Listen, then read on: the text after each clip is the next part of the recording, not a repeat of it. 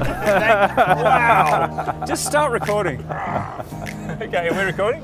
Okay, so I've been ordered not to speak because my cameraman has to hear me talking. My cameraman? My cameraman? my liege. No, who's the liege? Anyway, Marcus, I'm not going to talk. So Adrian, guess what? You're hosting this segment. Am I? Yeah. So we are at Watches and Wonders 2020, and we're talking about 2022. There's a time machine. Oh my God! Guess what? There's a ceramic bezel Daytona. It's amazing. I haven't seen that yet. So we are at Watches and Wonders 2022, and we're talking about our highlights. Yeah, we are. You go first, Andrew. What's your highlight? Look, we pre-talked a little bit, and I'm going to go with that because the Constant Force Tourbillon and Grand Seiko is it's a different dial design. It's an entirely different visage for the brand. What is it? Sapphire case, Tourbillon, pride of place. It's just, and when we filmed our social media of it, you can hear everyone in the team just like, it sounds erotic. There's like all this sort of groaning in the background. And people just saying, oh yeah. It's like a Barry White sort of pre-talk bit. Anyway, it melted the team, and I just don't think any watch is going to have that effect. I'm yet to see it. George, what's been your highlight? Look, I've got to say, so the two.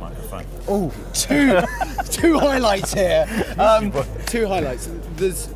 For me, when I look at it, I can actually say stands-wise, you've got IWC stand that is absolutely amazing. It's a beautiful stand, and right behind us is Tag Heuer. I know we've got a Patek to our right, but it is Tag Heuer. When you look at Tag Heuer, they've just launched 3 great watches, and I love their diver. I think it is Super diver. Yeah. And I love, for me, it's all about the crown. And that crown guard is just so cool, how it comes out. They've just done a new design on it. Their helium escape valve looks awesome as well. 1,000 meters of badness. Oh. I mean, you're talking about kind of music. That's AC/DC right there on the wall. Let's get. It's just like play that over rocking the down top. there. It really is. George, can you do this for us? I had to have 2 watches on my wrist. Do you think you might like Tag Heuer a little bit? Oh, sorry. Oh, yes. Have I just been talking about Tag? I can also talk to you about. I think that. The award. Oh, hello. It's the wrong way around. Hello. It's very phallic. It's cool. It's cool. Tell us about it. Let's give George. Do you know the thing is? What I will say is, I've seen these 2 guys on screen only. I met them on screen, and I'm seeing them here today. And I literally have only got a few minutes because it's all about meetings. But it's all about me, was what you meant to say. But it's about these 2 rock stars. I'm so happy to be seeing them, and it's just like one of those things. I mean, as soon as I saw you, I tapped you on the shoulder, gave you a big hug. It was exactly the same for you. Yeah. I mean, like, they effing rock. And when I say about music, this is music right here.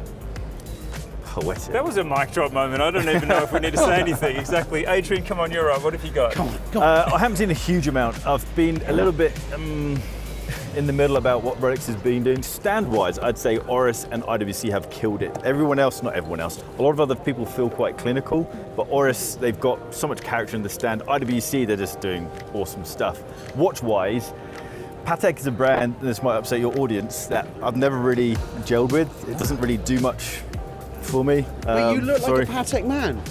Maybe today, like now. Normally I'm hoodie and jeans. Today you look like a Patek man. But their new Calatrava, they've got a field watch style Calatrava, and it's hot. It's very, very sexy. Yeah. It's got textures on the dial.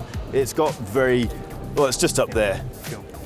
It's just pure sex. Can I say that? Yeah, you can, totally. Yeah, yep, cool. Yep. No, of course you can say that. Yeah. So that's my highlight. I haven't seen the Grand Seiko Tourbillon though. It's extraordinary. Having seen your shots of it, it looks incredible. Can I just say, like, how much it fucks with me having the GMT crown and date aperture? Oh, yeah. It's just something hurts in my brain when I look at it. Do you get that feeling, or can you quickly adapt? I just can't adapt. I'm like, really? I don't know. You know, it's one of those where you look at the brands that are really blown away. New product, new design. Yeah. And it's like, you know, I don't know. You guys can describe it better than me. I'm looking at brands that have really done some real next stage things, and I'm just going, okay. Yeah. So someone mentioned that it's as if they've sat down and they've really tried to figure out what else can we do. What haven't we done yet with exactly the same product? and flip it upside down. That's pretty much what they've done. I'm not bashing Rolex. I'm a huge fan of Rolex, but this one just doesn't sit right with me. It feels a bit off. Guys, I'm going to rock.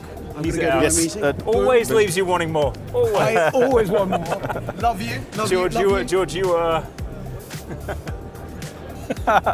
Tudor.